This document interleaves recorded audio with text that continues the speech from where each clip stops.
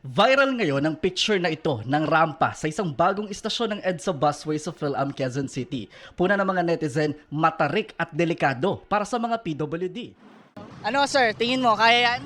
Wish buhay ito, pero itatry natin. Mula sa bangketa, nag-elevator si Nelson paakyat sa footbridge. Unang rampa pa lang paglabas ng elevator, Hirap. Hindi makakaya. Hindi ko kaya talaga. para makababa siya sa mismong sakayan ng bus, susubukan na niya ang viral na PWD ramp para makasakay siya sa isa pang elevator. Hindi ko po talaga siya kayang subukan.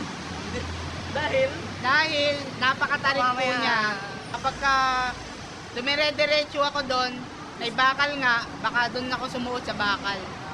Pero sa tulong ng kanyang kasama, sinubukan pa rin ni Nelson na bumaba, pero paatras. Kaya? Kaya naman. Kaya naman. Kinailangan ni Nelson na humawak ng maigi sa railings para tulungan ng kasama na putol naman ang isang kamay.